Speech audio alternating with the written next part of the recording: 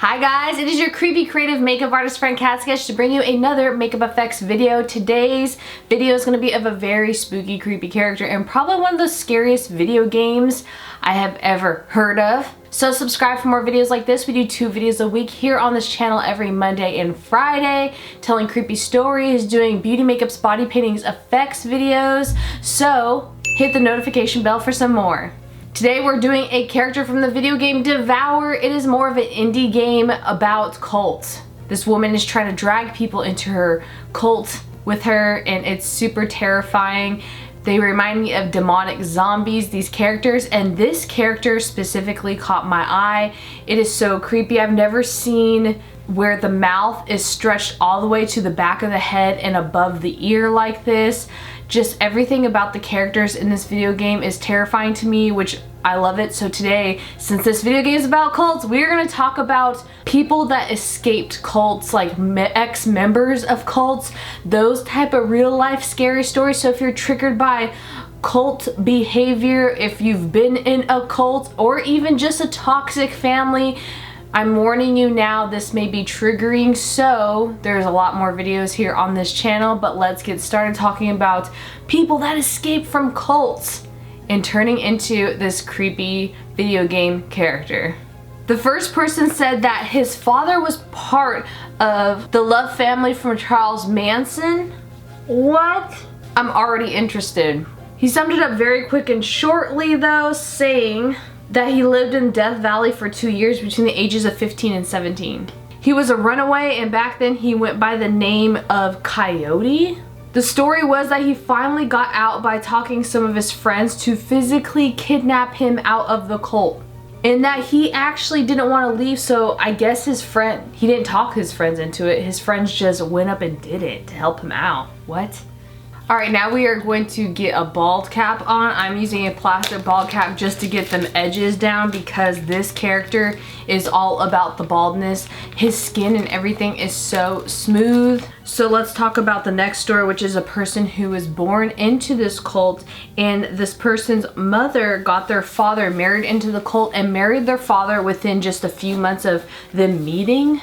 Oh my gosh, you know that doing bald caps is half the battle when it comes to makeup like these. So beforehand, I slicked back my hair and put it in a low braid. Now his mother and father, like I said, they got married within months of meeting each other, and that many months was only 10, sis, 10. And I can't even imagine moving in with someone after dating them for 10 months, let alone marrying them. They had this person as their kid, and then they had 5 more back to back after they got married. Why do a lot of cults like to have many children? Maybe not, maybe I'm just assuming. Do a lot of cults like to have children back to back? I'm just gonna do a little hole right here for my ear, another one here, before we get back to that cult story. Oh my gosh. So apparently this mother of this person was a master manipulator, so much so that she was the leader of the church on top of it.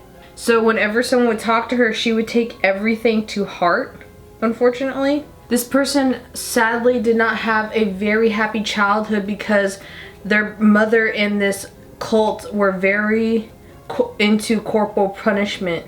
Their mother broke 3 wooden cutting boards on them and even threw them up against a wall at some point. And the mother even locked up their food.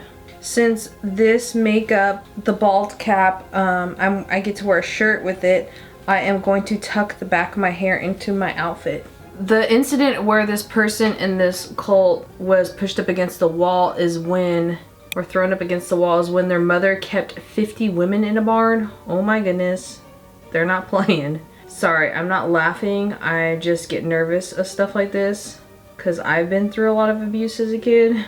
And the people in this cult were laughing at them for how they pigged out with food because, I mean, it was Christmas and someone had given them a donut and they were coughing up blood. What? But this person got out because their baby brother was beaten so bad that they went into a coma for a week, and then so the mother was investigated.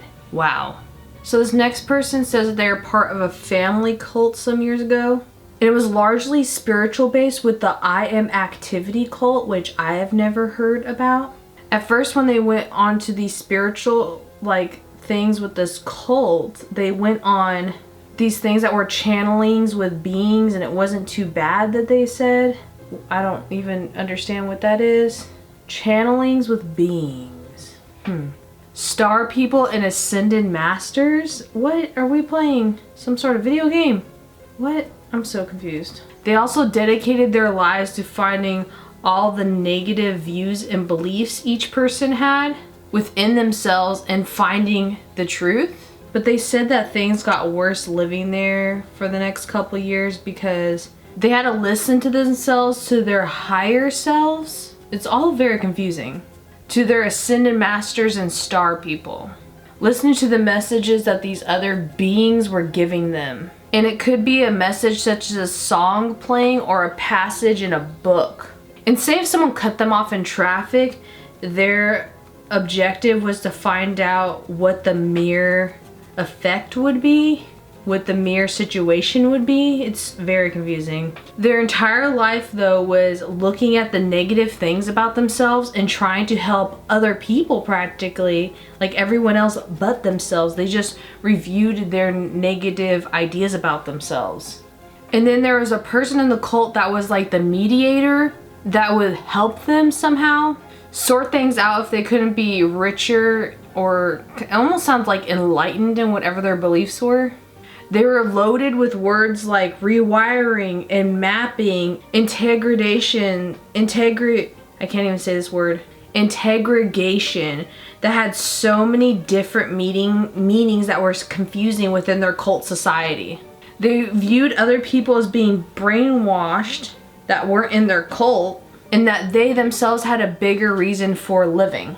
To find out who they truly were was their reason, so that they could become their authentic selves. It doesn't sound too bad, except for like there's stuff in between that's like, what? Like thinking so negatively about yourselves and not like getting really any help but to fix it, but having other people not understand and try to, it's all odd.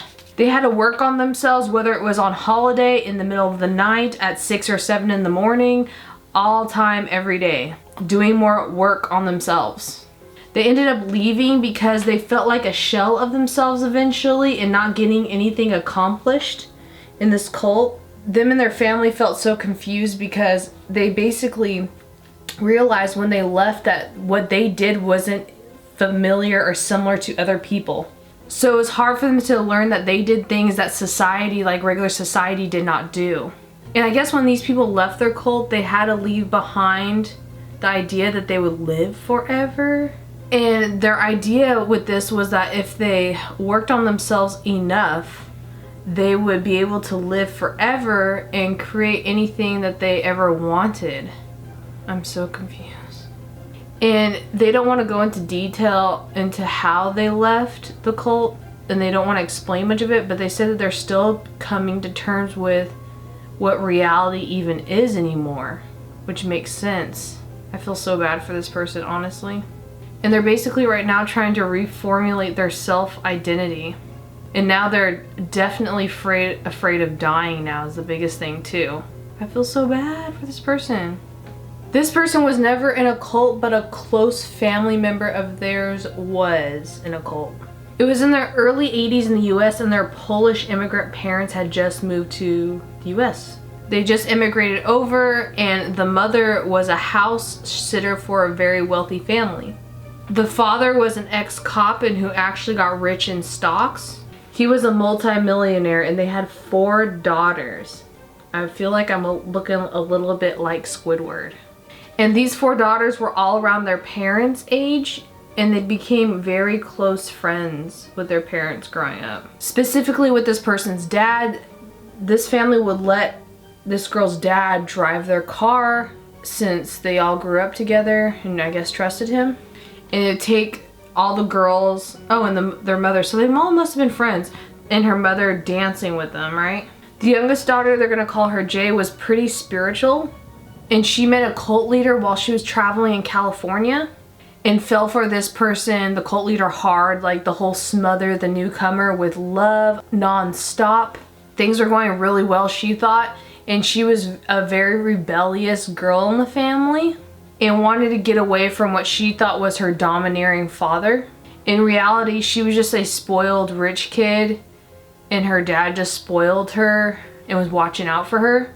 And Jay, this girl, never returned from her California vacation and called her family from the cult saying she wasn't going to come back home and she was going to stay in California with these random people. She would still be on speaking terms with this person's mother, father, and the girls in the family. I mean, her own mother. But she didn't want to speak to her dad or sisters at all.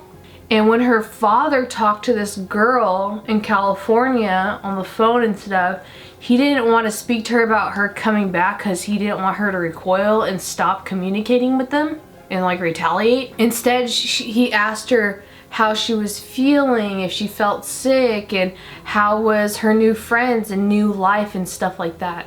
But her cult leader was a Christ want-to-be person. And eventually, over several months being in this cult, she cut all ties of communication with her family and everyone she knew from her past. But they still got calls from the cult's minions asking for money, and they were horrified by it.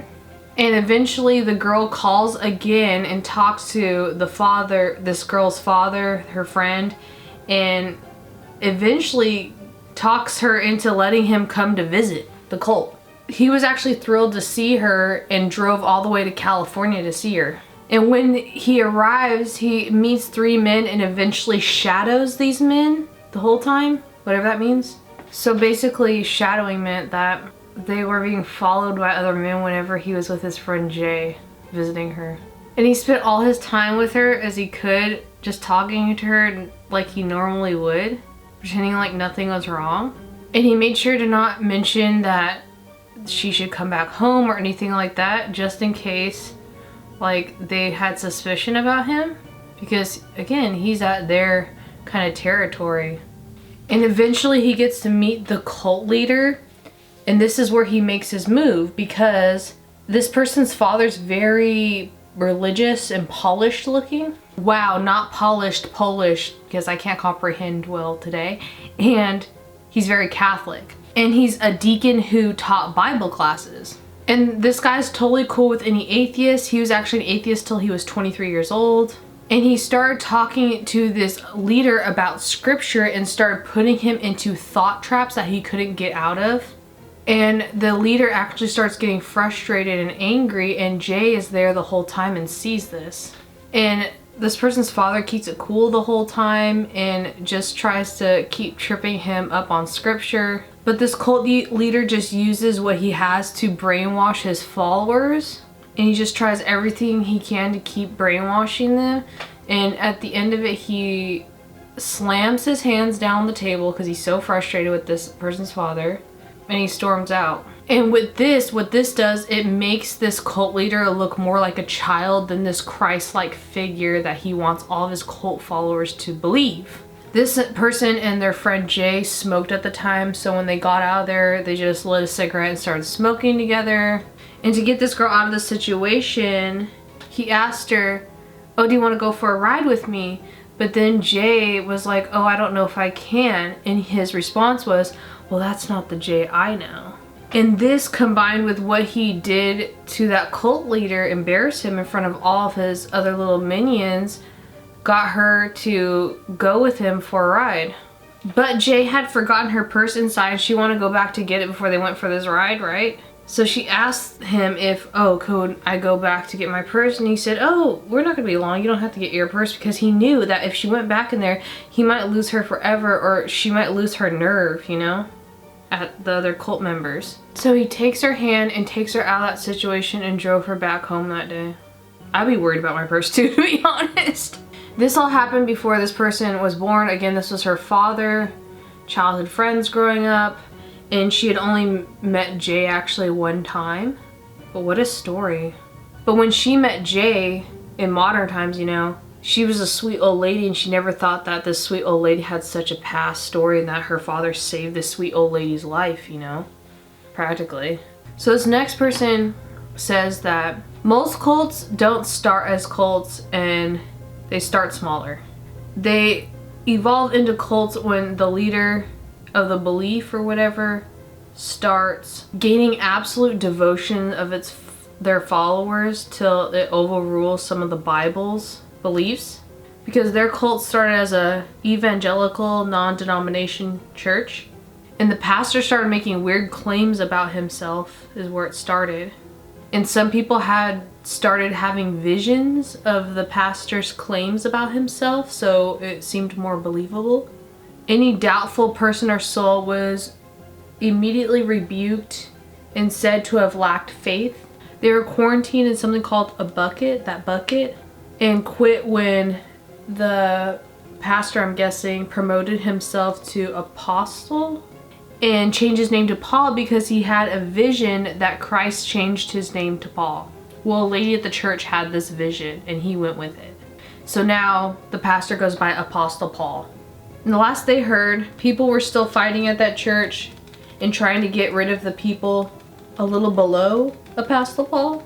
And it was kind of like a purge until people were having like visions of how they should question Apostle Paul as well and challenging his uniqueness. And initially, this person thinks that there were people there who were genuinely there to help people until it all got corrupt and they feel bad for them, which is understandable, I guess. This person said they lived with the Moonies, which is a cult that smothers people with love type of thing, and they lived with them for a few years. And this cult tends to guilt trip people like a lot as well.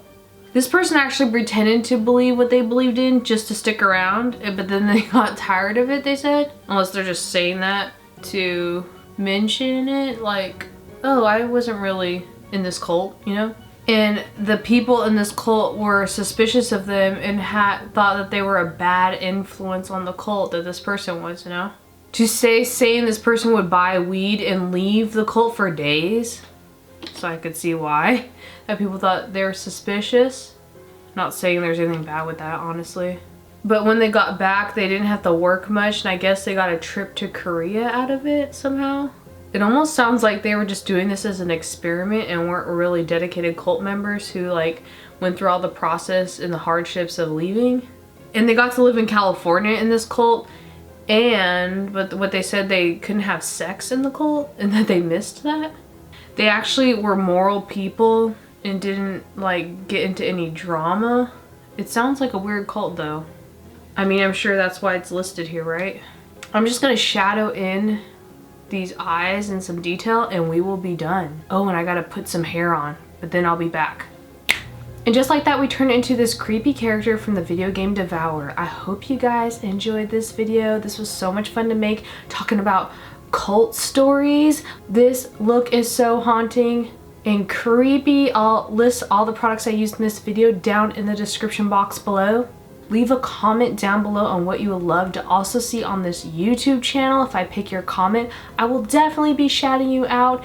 Again, you could subscribe for some more. We do 2 videos a week every Monday and Friday here on this channel. Thank you so much for watching. I'll see you later. Sweet dreams. Bye.